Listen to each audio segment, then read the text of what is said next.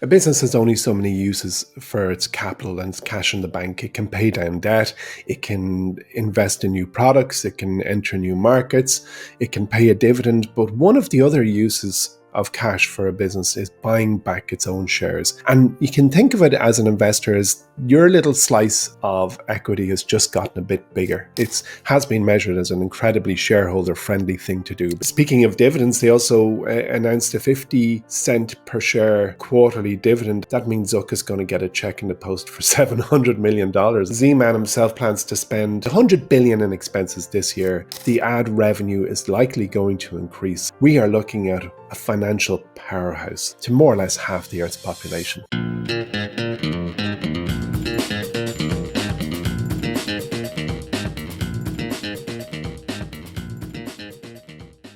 Hi there and welcome to Stock Club, a podcast brought to you by MyWallSt Street. I'm Mike and joining me on today's show is Emmett Savage, our chief investor. We have a big announcement coming on February 26th, so make sure you're on our mailing list. You can just go to mywallstreet.com to enter your email address. Today's podcast is brought to you by Vodafone Business. Now, if you like us here on MyWallSt Street, you'll know that running a business is difficult. Countless things to think about, and many often simply get ignored or even completely forgotten about. Well, that's where Vodafone Business can help. They've crafted a suite of tools and supports to boost your business's operations, and the best part is it's free for everyone. From cybersecurity to harnessing the power of AI, building a website and improving how your teams work remotely, Vodafone Business will help you address the often overlooked but crucial elements for your business's success. To get started today, check out their one-to-one VHub digital support and advice service. You'll find everything you need right there. Find the link in the show notes or simply just Google Vodafone VHub for more details. Now, let's get into today's episode. Emmett, how are we doing? Another week in Stock Club. Hey, Mike. I just want to warn you now. I'm looking straight across out my window at construction on the apartment beside me. So yesterday they had the jackhammers out. So if you just hear an awful drone from behind my screen, just ignore it. Yeah. We'll edit it out. I won't hear it from here. You're in Spain. Yeah. Well, yeah. But how's all with you? You all good? Good, great. Yeah, actually, I think the year is going into a nice gear for stock investors, and feeling optimistic about the 11 months that lie ahead. It really, really has, hasn't it? And now, it could be the kiss of death, but now analysts are coming out and saying, you know, we're not worried about recession anymore. It's going to be a really good year economically and all that, which is famously the end of 22, the start of 2023, where pretty much everyone on Wall Street predicted a recession. That's right. Yeah. I remember about 3 years ago, the head of equities for Morgan Stanley was asked to give a probability rating of a recession in the year ahead. And we had a laugh about it here in Stock Club because he said, I peg it at 50.0%. Are you kidding? Please, just tilt the table 1% in either direction. Give us an opinion. And he managed to fill a whole slot on television about why he believed that probability of a recession was 50%. And I just thought that's ridiculous. And you know what? He was right. He was right. He's always right. I watched a webinar yesterday evening, two flutes from, it was very, very Americanized, but they went through all the kind of probabilities, I suppose, of the year ahead. So they were talking about the election, and they went through, you know, if the Democrats win, how did it do? If the Republicans win, how did it do? You know, who wins the Super Bowl? Apparently, have you heard this? This is a big one. It's a economic indicator. Yeah, if the NFC, depending on who wins the Super Bowl, if it's the NFC or the AFC, there's an 82% chance of a good year on the stock market. So I think stock investors are rooting for the 49ers on Sunday. So how did that land? How come the San Francisco team will be good for the stock market? It's just if now I'm going to show my ignorance here, but I think San Francisco is the NFC, which is just, you know, I see, one division against the other, basically. It's been a true economic indicator that 82% of the time, if the NFC team wins, that it's a good year on the stock market. So there you go. One of these anomalies. Go San Fran. Let's do it. Yeah, well, I'll be wearing our jerseys Sunday night. Well, San Fran's a good place to start because we are kicking off the show with Facebook, which is making all the right headlines for what seems like the first time in a while anyways. And I want to get into this and maybe just talk about the journey it's had over the last two and a half years, we'll say. So last Friday, it added 20% after its earnings call Thursday night. It made the single largest gain in market cap history in one day. So does that make sense? So the company added nearly $200 billion worth of market cap in one day. And amazingly, this comes almost 2 years to the day when Facebook fell 26% in one day after its Q4 2021 earnings call, signifying the largest single day market cap loss in history. You're kidding. Yeah. So think about that. That's a serious bookend of what has been a ridiculous journey, I suppose. So back at all-time highs, $1.2 trillion market cap roughly.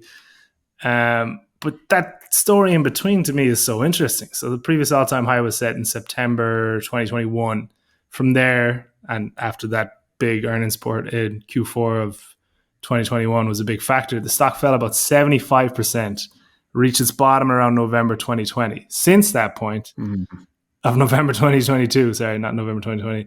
Since that point, the stock is up roughly 400%. It went from about $90 to sitting at about $460 now, as we speak. That's Wednesday.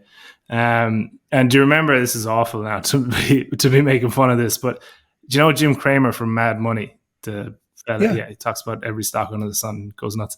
He cried live on air apologizing for recommending Facebook. and right around when it was hitting this nadir of $90 and change. So if he just, they could have been happy tears if he just didn't say anything, close his mouth and held. So I just want to highlight how ridiculous it's been at Facebook HQ, because one of the, if not the most talked about public company, it was part of the $1 trillion club, and it's moving around like a penny stock for years and years, creating hundreds of billions of dollars of market cap and like economic activity and all the rest. And like, obviously there's a lot of reasons for this and the bounce back too. It kind of seems to have found a solution to the Apple iOS 14 update, where they stop people tracking from app to app. Basically threatened to charge people, which was enough for everyone to opt into advertising.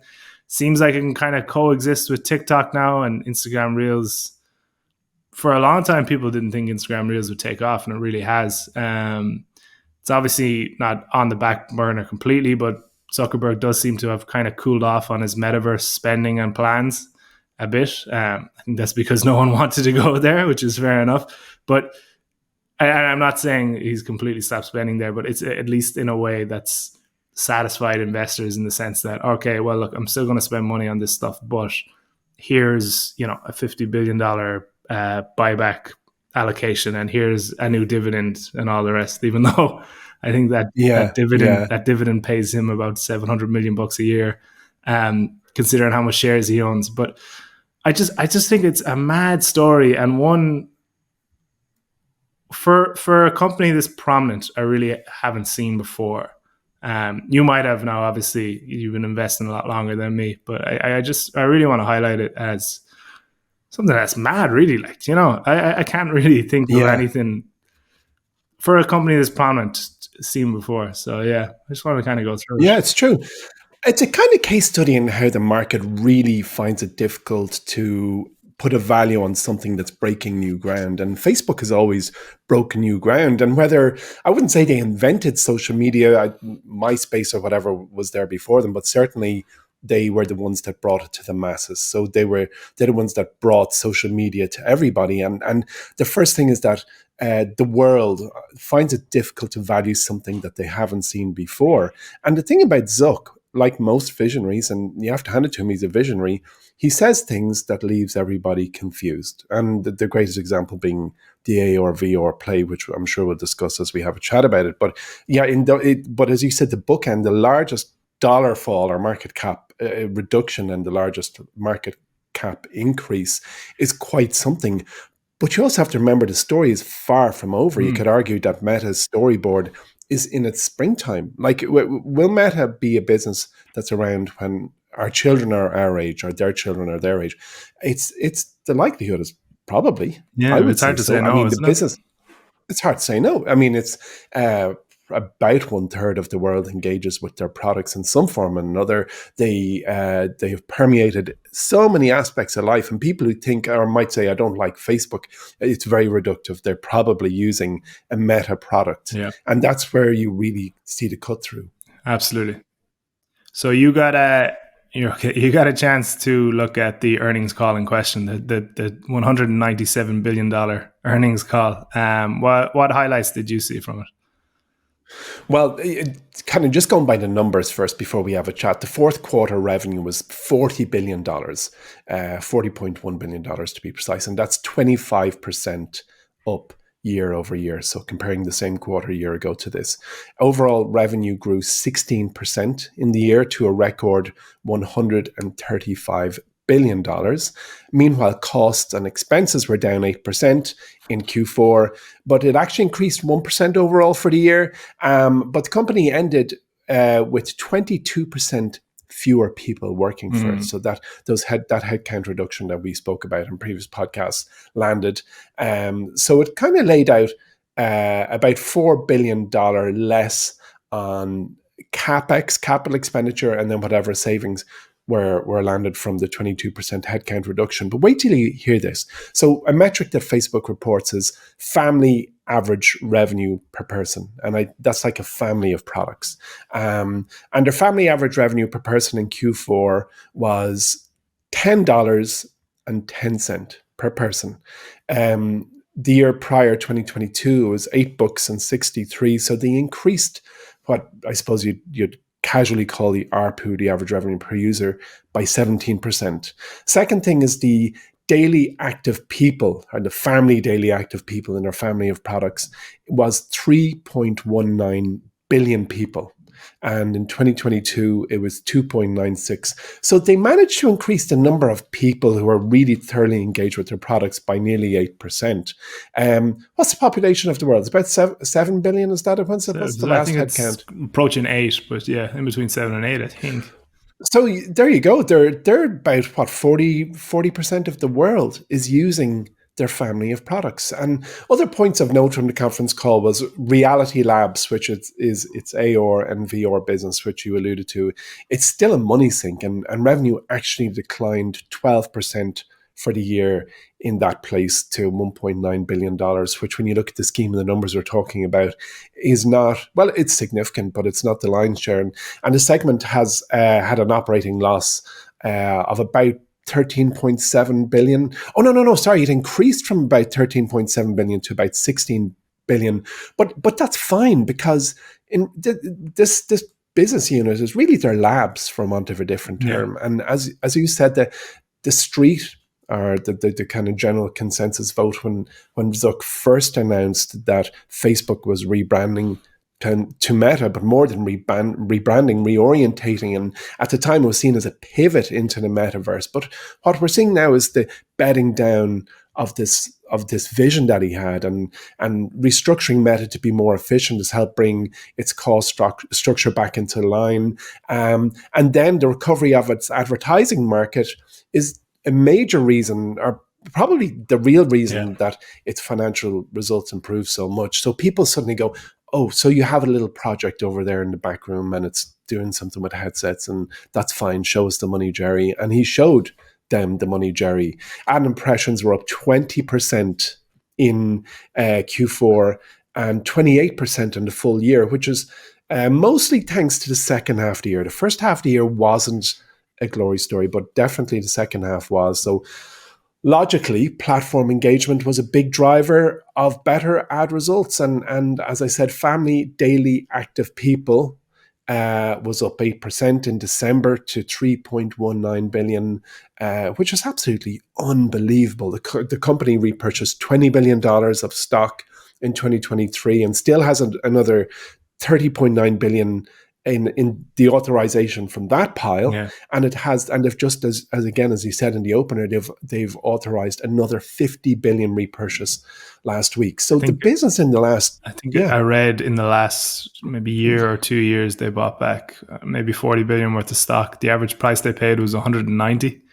The stock is sitting at about 460 now. Do you know, on that alone? Wow. On that alone, how much is that? 40 billion plus.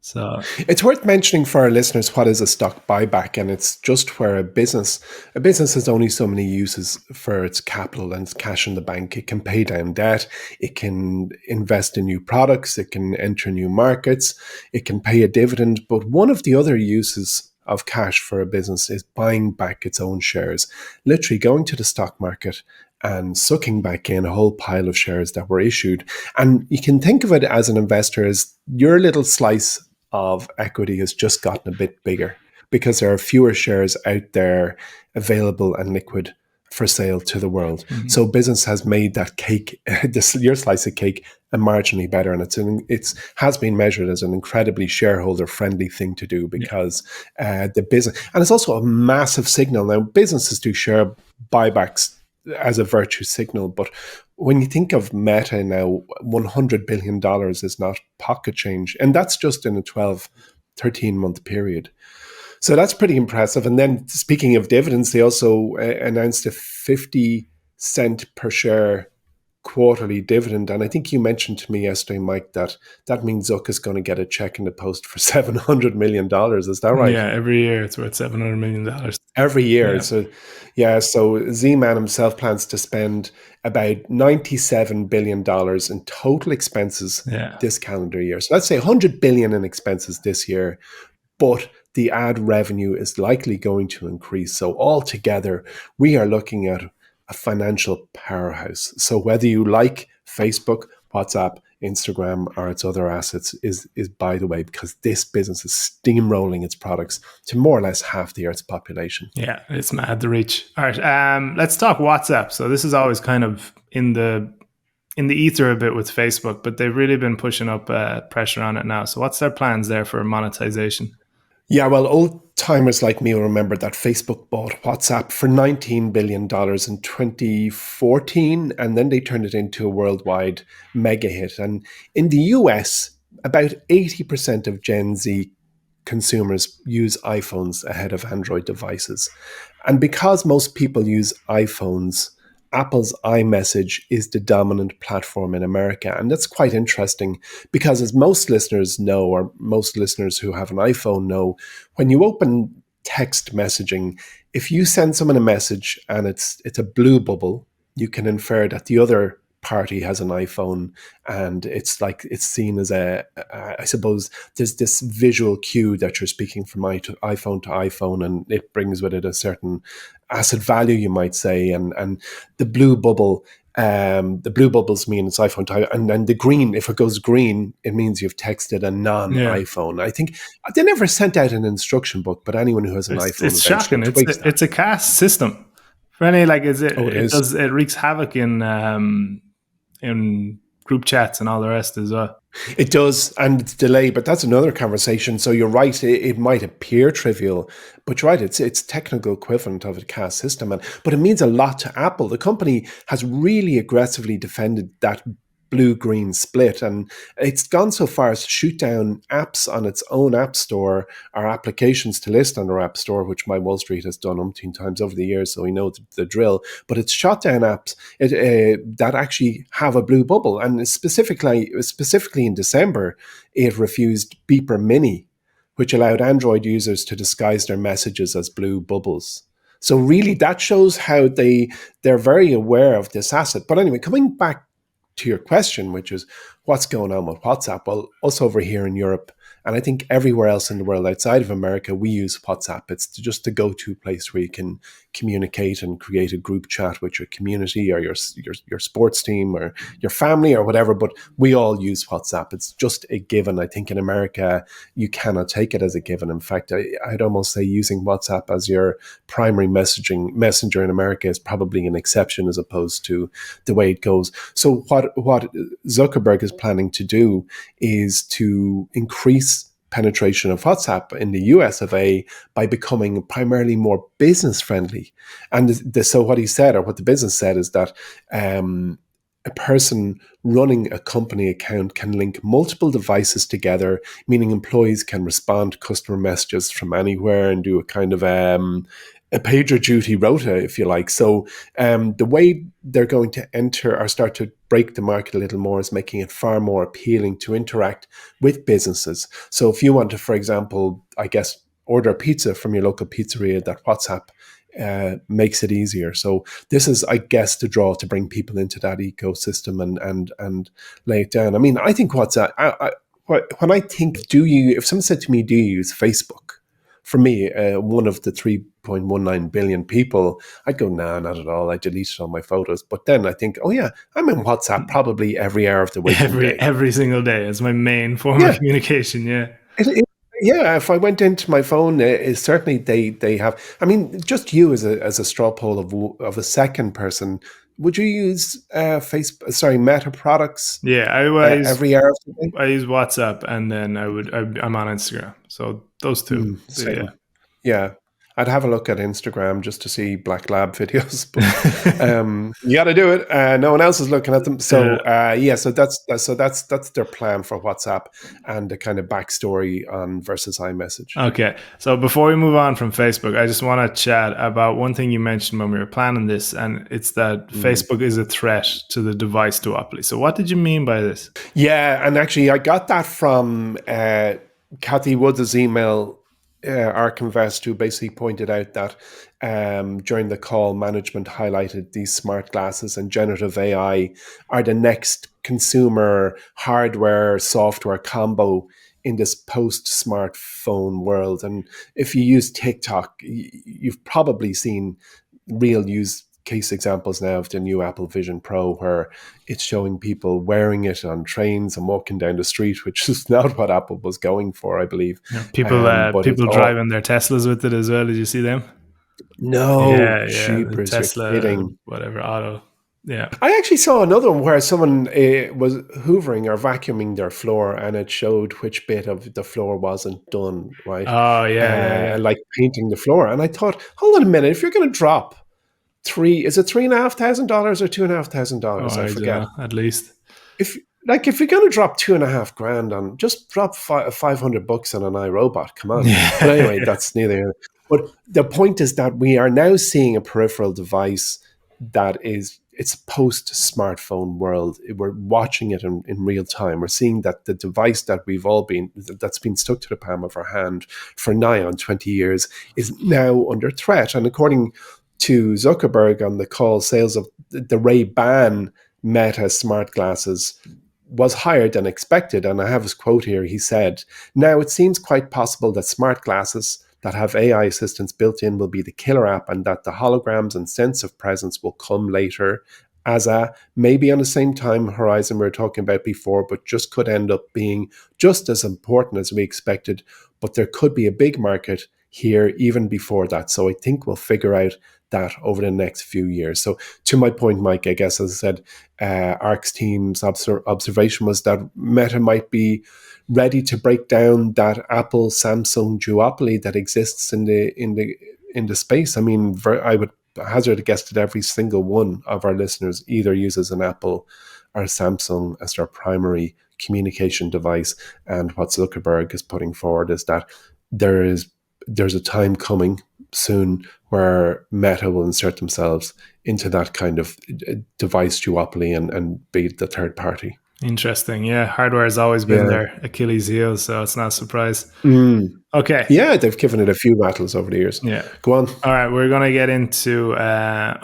Before we do that, we're going to mention a competition from our sponsors at Vodafone Business. So you can actually bring your business to the big screen. So we know that Vodafone is a close partner with the Irish Rugby team.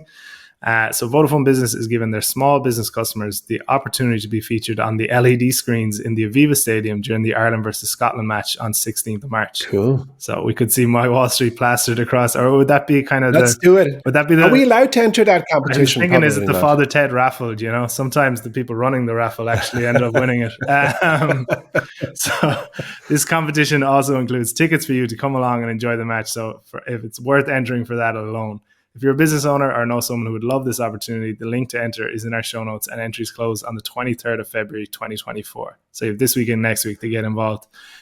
See your business in the spotlight with Vodafone Business, and hopefully get a great day of it and watch Ireland win a Grand Slam in the Aviva too. Look, we know our listenership figures, folks. So the odds, they're not impossible. Go to the link and stick your like, listen, just do it. Just talk to them. Just talk to them. Go into your local Vodafone salesman and wreck his head.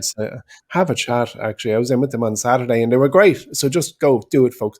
Oh, Mike, in the spirit of special announcements, can I make a special announcement? Absolutely. Well, it's not special yet, but it's going to be special when I make it. So I'm making an announcement about an announcement. They're the best type, unless you have an announcement about an announcement about an announcement. But had I done that, it would have been a week ago. But let's just stick with an announcement of an announcement. People are tuning out, aren't they?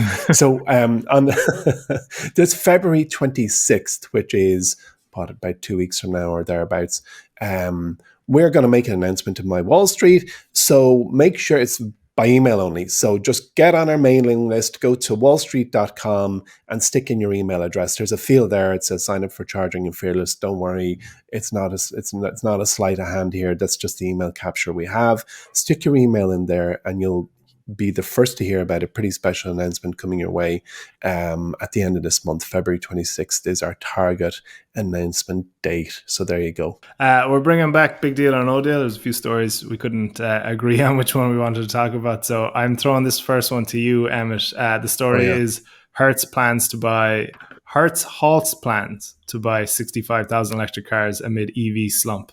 Big deal or no big deal? Yeah, well, the rental car giant is pausing its plans, as you say, to buy 65,000 electric cars. I mean, that's a serious fleet. But specifically from Polestar, and that's according to Polestar's CEO, Thomas something or another, in an interview with the Financial Times. He has a kind of a Swedish name. I'm not going to give it a whirl. So, but just 3 weeks ago, Hertz announced that it would be selling about 1/3 of its fleet of electric vehicles, which is 20,000 cars that were predominantly Teslas. And they were saying it's because they're really high costs to repair. So what they're doing now is not contradictory, but I do think it's a big deal for Polestar because that was going to be a cornerstone client. It would have had the great, people would have been renting Polestars, taking them for a test drive and paying to do it. And it would have added huge cred and no doubt a decent revenue line. 65,000 cars doesn't come cheap. So from a general perspective, I don't think it's a big deal because EVs in general seem to be going through some kind of teething pains. And we've hammered the point out to death on this podcast. And I think every one of our viewers would have a fairly strong held opinion about the pros and cons of EVs. It's just the hot topic of the world right now. So from a general picture, I don't think it's a big deal, not at all. Will all cars be EVs in the next 10 years? Probably, maybe hydrogen, but look, that's happening. But for Polestar, I think it's a big deal. I think it's a bit of a pity. They'll survive. I think they'll move onwards, I think. But I do think it's a big deal for them. But from a big picture perspective, it's no big deal. Yeah, it's really interesting after chatting with Derek Riley 2 weeks ago. How slow the EV adoption is moving in America compared to the rest of the world, compared to China, places in Europe. It's kind of like, it's almost a pushback now. And I think, I can't remember, was it Bank of America or Morgan Stanley or one of them was planning for 10% adoption in America in the next 10 or 20 years, which was well below what was originally planned out as 20 to 30% adoption. So it's definitely worth watching. The inevitability we all gave it seems to be happening in other regions, but there's definitely pushback in America, and I wonder why. There is. About 5 years ago, I invested as an angel investor via the Crowdcube platform in a business called Anderson EV, and at the time, what they did was they installed EV chargers in homes. Pretty simple business. You could say electricians with vans and fancy looking chargers. But their market was growing so rapidly. Their fleet of install experts was growing so rapidly. Their profits were growing so rapidly. And yesterday, I got an email to say, "Oh, they're gone bust. Sorry about that." And company's office, they're liquid and they're gone into receivership and it's game over and here's what you can do. And I couldn't believe it. But I suppose I didn't dive into the why to be perfectly honest, it wasn't handed over. but that aside, it's quite interesting to me that a business that was rapidly growing and profitable, stalling effectively the pick and shovel play where you just need a charger at your home if you're going the EV route, managed to go bust.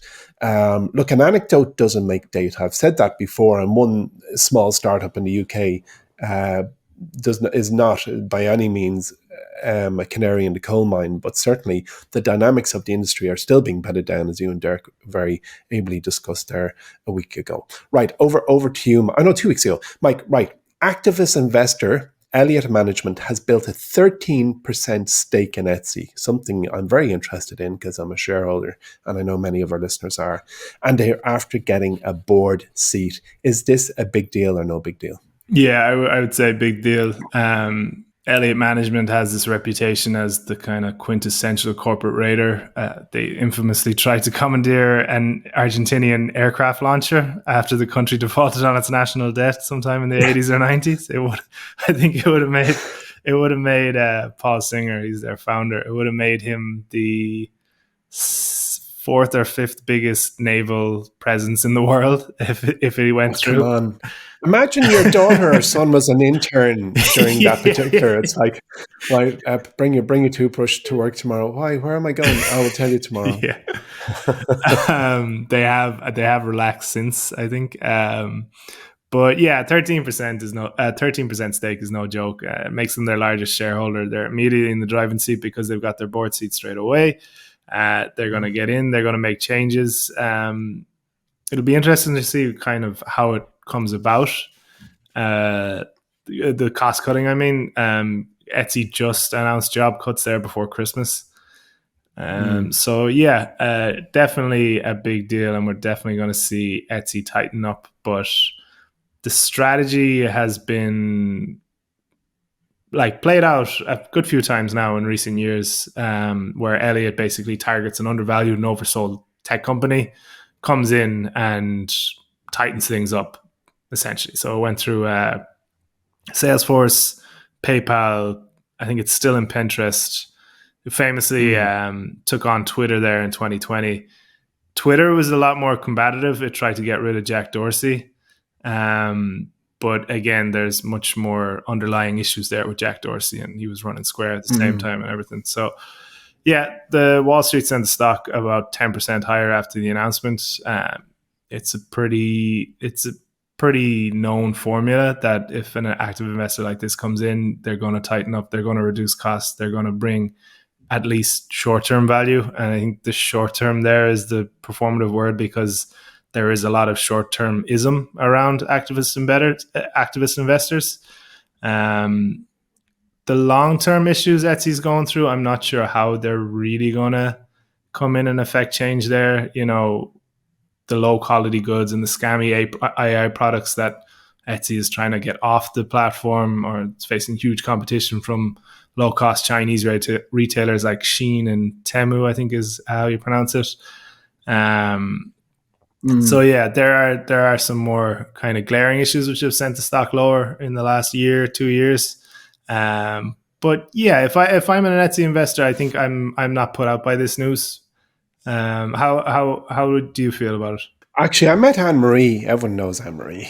I met Anne-Marie about 2 weeks ago, Anne-Marie Kingsland, for a spot of lunch and a stroll, and we're talking about Etsy. And I think on the point that you raised about this kind of drop shipping movement, whatever it is, AI/drop shipping, that seems to have pulverized the forms. I don't want to say integrity, but certainly quality of product. They're really clamping down on that. And Anne-Marie explained to me what they're doing, which I'm not going to try and regurgitate here, but it was reassuring that the business has very much seen what makes them unique and special has been overrun with this kind of a drop shipping movement. I don't even know what you call it, but like if you go on to Etsy and put in, I want a welcome mat for my house, but I want it to say, you're only welcome if you bring alcohol, or whatever you can think of. It's going to be there, which isn't really handcrafted. It means that there's a process sitting behind it that's going to have that thing printed and stuffed in the post and out to you immediately. And there's no sense of handmade, quality, bespoke cottage industry. So they're really clamping down on that. So I think, and I hope that between that and Elliott Management, which I was quite happy to see, will kind of start to unlock value in that business, because there is huge value in that business when you look at the economics. As you said there in your piece there, Mike, it was like they're oversold, they're profitable, they've carved out a niche and a brand in an area of the internet that they now dominate. And I think just a tidy up is always in order after a few years. And I think we're looking at the early buds of a tidy up. Yeah. And like, Elliott Management are smart fellas. They're not going to throw £1 billion around willy-nilly. So they obviously spot the potential. So $1 billion, was it $1 billion? Well, the sorry, number? It's 13% of 9 billion. I'm not going to embarrass myself by trying that maths, but it's close enough to $1 billion. A little less, I'd say. It is, yeah, no, fair play. I didn't even join those two dots, so you're on a different page to me. I don't know how to get that. Okay, good. Push on. Let's go on, Mike. Don't be looking at me. What are we doing? Oh yeah, I'm calling myself out here. I promised listeners. Oh yeah, I meant to say. I thought I was meant to. No, hold on. I remember. So there's me looking at you, and you're looking at me. That's the beauty of one. Hey, one take. One take. Mike, you know something?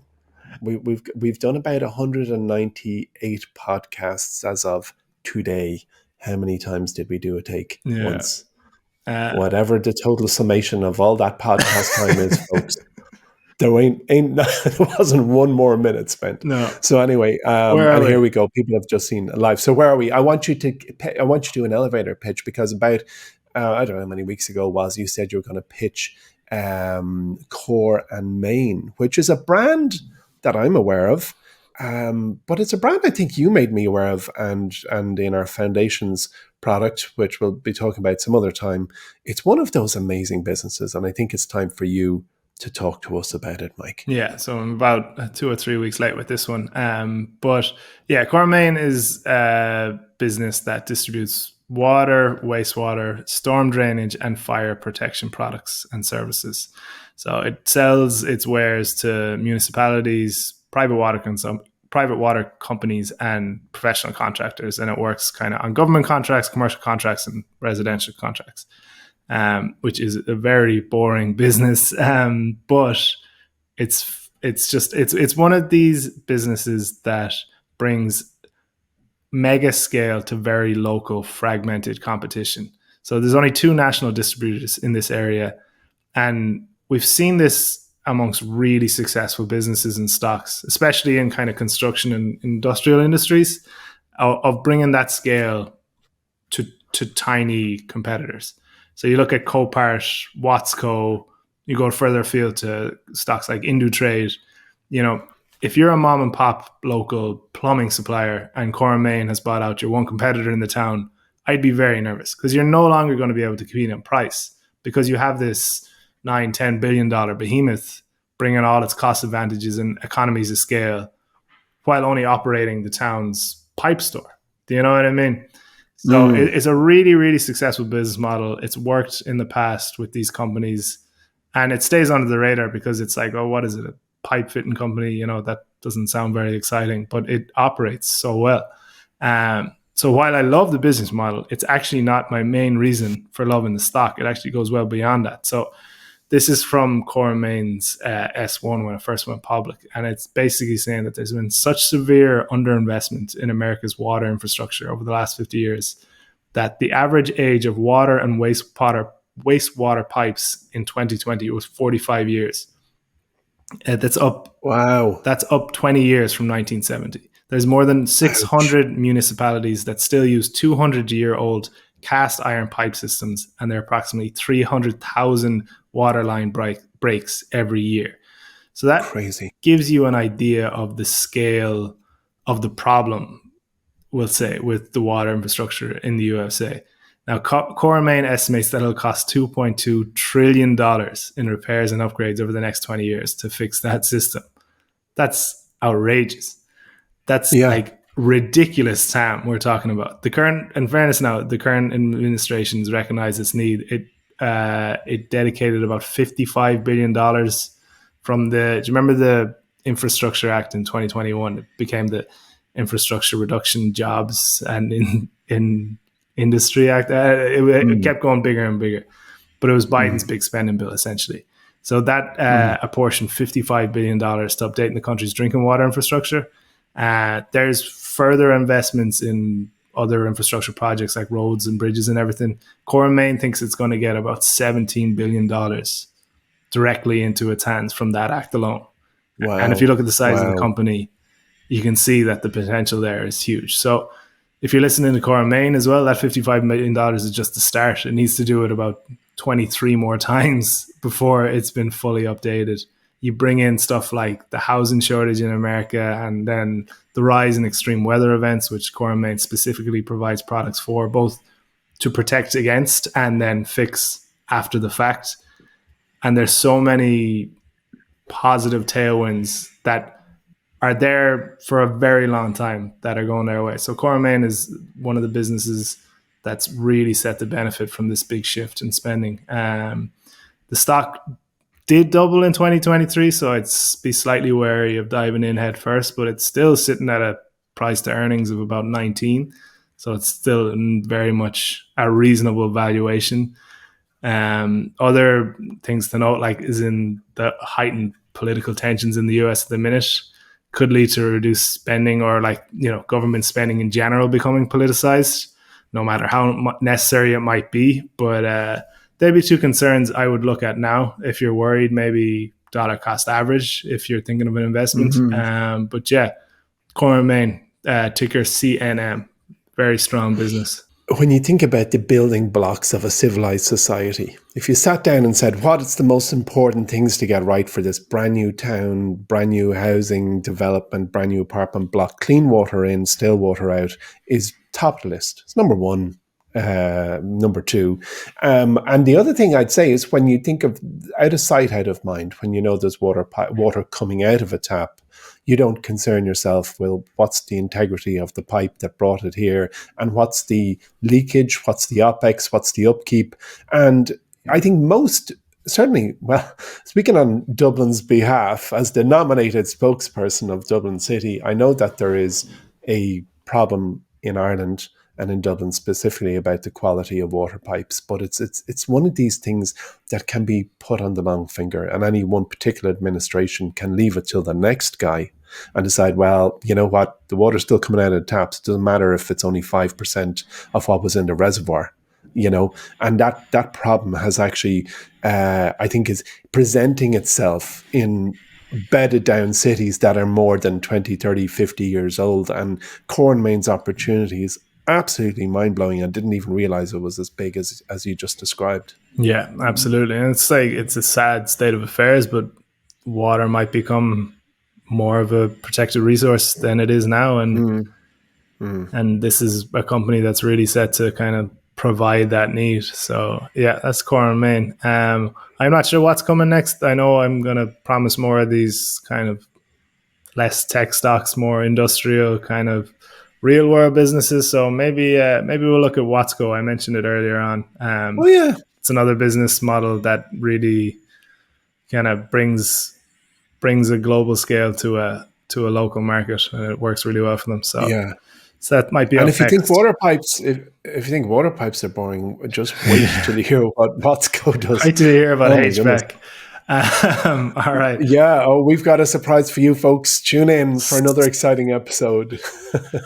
Okay. That's it for today's show, lads. Before we finish up, just a thank you to our friends at Vodafone Business. If you're a business owner in need of a leg up, or just tickets to the match on Paddy's weekend, get yourself over to Vodafone B Hub to book your appointment today, or click on the link in the show notes to enter the competition as well. Emmett, thanks very much for joining me, and thanks everyone for listening in. If you have any questions like answered or elevator pitches you'd like us to tackle, make sure to get in touch. You can find us on Twitter at MyWallSt HQ, on TikTok at MyWallSt, or simply just email us at pod@mywallstreet.com. If you're enjoying the show, make sure to leave a review, and we'll talk to you next week.